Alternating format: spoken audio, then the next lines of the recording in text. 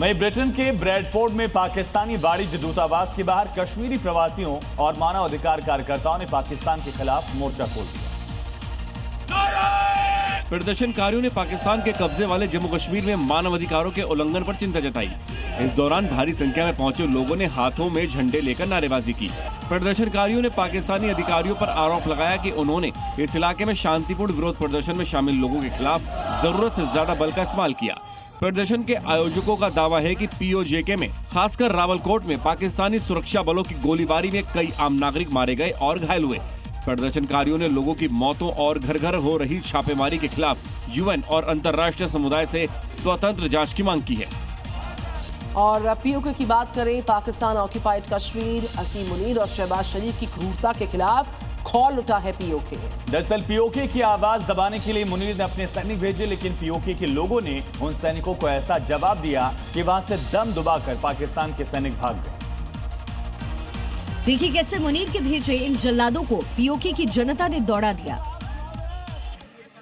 दरअसल POK के लोग अपनी मांगों को लेकर शांतिपूर्ण प्रदर्शन करना चाहते थे, लेकिन फील्ड मार्शल मुनीर ने आवाज उठाने वालों का दमन करना चाहा।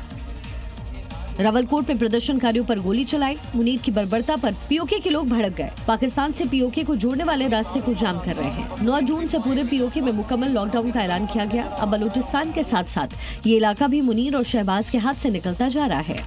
और POK के लोग फील्ड मार्शल आसिम मुनीर के जुल्मों का मुंह तोड़ जवाब देते नजर आ रहे हैं। दरअसल मुनीर के सैनिकों को दौड़ा दौड़ा कर पीटा जा रहा है। POK के लोग लाठी डंडे लेकर सड़क पर उतरे हैं ताकि अगर मुनीर के सैनिक वापस आए तो उनकी अच्छे से खबर ली जा सके। POK में इनकलाब की आवाज बुलंद हो गई है। मुनीर के सैनिकों को खदेड़ा जा रहा है। लाठी डंडे लेकर प्रदर्शनकारी सड़कों पर डटे हुए हैं ताकि मुनीर के जल्लादों का उन्हीं की भाषा में जवाब दिया जा सके। POK के लोगों के आक्रोश को देखते हुए मुनीर शहबाज की नींद उड़ गई है। मुजफ्फराबाद समेत कई इलाकों में धारा 144 लागू है। इंटरनेट सेवाएं बंद है। सुरक्षा बल प्रदर्शनकारियों पर फायरिंग कर रहे हैं। रावलाकोट में मुनीर के सैनिकों की बर्बरता के खिलाफ प्रदर्शनकारियों ने जमकर आगजनी की, जिस पर पाकिस्तान सरकार ने जॉइंट अवामी एक्शन कमेटी को बैन किया और विरोध करने पर गोलियां चला दी। महाराष्ट्र के मनमाड से बड़ी खबर है। 80 लाख का चोरी का सामान बरामद किया गया। मनमाड रेलवे पुलिस का एक्शन। चोरी के मामले में 2 संदिग्धों को गिरफ्तार किया गया। ट्रेन में यात्रा कर रहे व्यापारी का बैग चोरी करके भाग गए थे।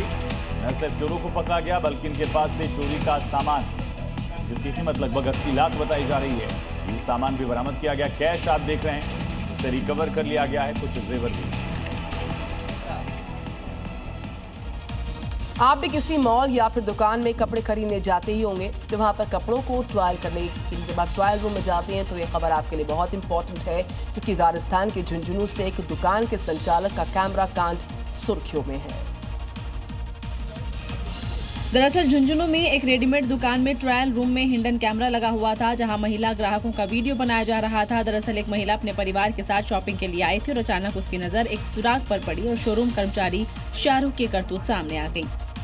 जैसे ही खुलासा हुआ, पूरे इलाके में हड़कंप मच गया। दुकान के कर्मचारी शाहरुख को पुलिस ने शिकायत पर हिरासत में ले लिया है। मामले का खुलासा होने के बाद हिंदू संगठन और व्यापारियों ने जमकर हंगामा किया, सड़क पर जाम, आरोपी के खिलाफ सख्त कार्रवाई की मांग की। दिल्ली के इंदिरा गांधी इंटरनेशनल एयरपोर्ट पर बड़े ड्रग रैकेट का खुलासा हुआ। यहां कस्टम अधिकारियों ने करोड़ों की कीमत की ड्रग्स जब्त की। हैरानी की बात यह है कि तस्कर जो हैं इस बार ऐसा तरीका अपना कर आए थे जिसने अधिकारियों को भी चौंका दिया। देखिए एयरपोर्ट पर गीजर के भीतर कैसे नशीला पदार्थ छुपाकर लाया गया। 2 यात्री कुआलालंपुर से इन गीजरों को लेकर दिल्ली पहुंचे। ग्रीन चैनल से बाहर निकलते समय जांच के दौरान गीजर खोले गए तो नशा तस्करों का खेल खत्म हो गया।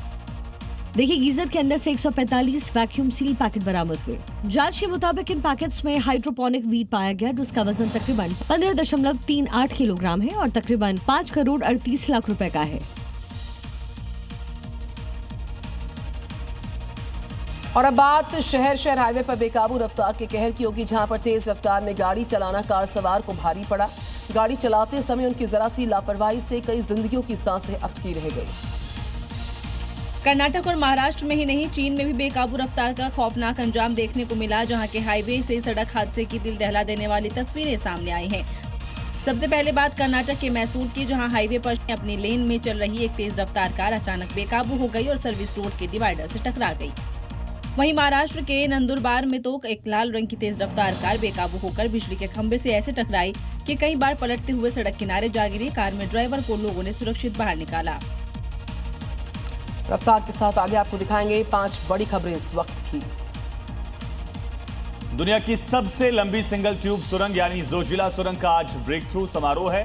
केंद्रीय सड़क परिवहन और राजमार्ग मंत्री नितिन गडकरी सुरंग में ब्लास्ट कर दोनों सिरों को आपस में जोड़ेंगे। इस सुरंग के चालू होने की दिशा में इससे बड़ी सफलता माना जा रहा है। केंद्रीय गृह मंत्री अमित शाह आज दिल्ली के विज्ञान भवन में land port management system launch करने जा रहे हैं। इस नए डिजिटल सिस्टम से देश के जमीनी बॉर्डर्स पर सुरक्षा, व्यापार, यात्रियों की आवाजाही को हाईटेक रफ्तार मिल पाएगी। टीएमसी ने विधानसभा अध्यक्ष के फैसले के खिलाफ कलकत्ता हाईकोर्ट का दरवाजा खटखटाया। बागी नेता ऋतुव्रत बनर्जी को नेता प्रतिपक्ष की मान्यता दी गई थी। दरअसल जस्टिस कृष्णा राव 11 जून को याचिका पर सुनवाई करेंगे। खान सर और फैजल खान की अग्रिम जमानत याचिका पर कोर्ट आज सुनवाई के बाद फैसला सुना सकता है। जानकारी के अनुसार ज्ञान बिंदु के वकील ने इरादतन गोली चलाने की बात कहते हुए जमानत का विरोध किया।